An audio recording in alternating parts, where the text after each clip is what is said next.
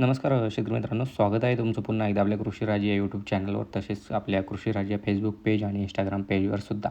तर आज आपण पाहणार आहोत नारळ लागवडीविषयी जे काही वारंवार प्रश्न विचारले जातात शेतकऱ्याकडून. तर त्यामध्ये त्याचे आज आपण तुम्हाला उत्तर देण्याचा या व्हिडिओच्या माध्यमातून प्रयत्न करूयात. तर सर्वात प्रथम जे काही शेतकरी आहेत तर ते शेतकरी विचारतात की नारळ लागवडीसाठी जमीन कशी असायला पाहिजे. आता या ठिकाणी तुम्ही जर पाहिलं तर ही काळ्या जमिनीमध्ये एकदम काळी कसदार जमीन आहे, त्यामध्ये लागवड केलेली आहे. आणि अंतर याचं आपण जर पाहिलं तर जवळजवळ 25 बाय 25 फुटाचं हे अंतर यामध्ये ठेवलेलं आहे. आता याच्यामध्ये अजून हलकी जमीन असेल तर तुम्ही 20 बाय 20वरती लागवड करू शकता. आता त्याच्यामध्ये परत दुसरा प्रश्न असा विचारतात की नारळ लागवड करताना खड्डा हा किती आकाराचा घ्यावा. तर त्यामध्ये 3 बाय 3 बाय 3 फूट म्हणजे त्याची खोली 3 फूट, रुंदी 3 फूट आणि त्याचा जो काही गिअर आहे तो पण 3 फूट.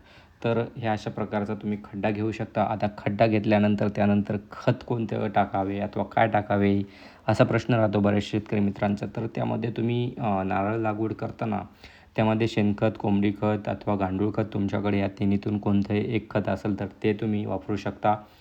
तिन्हीतून एकच वापरायचं आहे तुम्हाला कोणतं पण. अथवा त्याच्यामध्ये आता रासायनिकमध्ये तुम्ही जर पाहिलं तर सिंगल सुपर फॉस्फेट टाकू शकता. आणि तुमच्या जमिनीमध्ये जर वाळवी अथवा उन्नी वगैरेचा प्रकार जर असेल तर तुम्ही त्यासोबत थायमेट अथवा जी काही आपली BSC पावडर आहे ती त्यासोबत तुम्ही टाकू शकता. आता त्या टाकल्यानंतर तुम्ही चांगल्या प्रकारची नारळाचं झाड आपलं जे काही ते लागवड करून घ्यायचं आहे. आता लागवड करून घेतल्यानंतर तुम्हाला जे काही व्यवस्थापन आहे ते पाणी म्हणजे आता तुम्ही ड्रीपने पाणी देऊ शकता.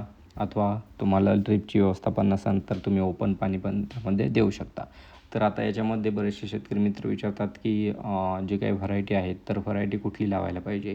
तर याच्यामध्ये तुम्हाला जर डॉर्फ व्हरायटी लावायची असेल तर डॉर्फ व्हरायटी ह्या खूप चांगल्या आहेत. आणि अलीकडमध्ये त्यामध्ये हायब्रिड व्हरायटी पण एक खूप चांगल्या व्हरायटी आहेत.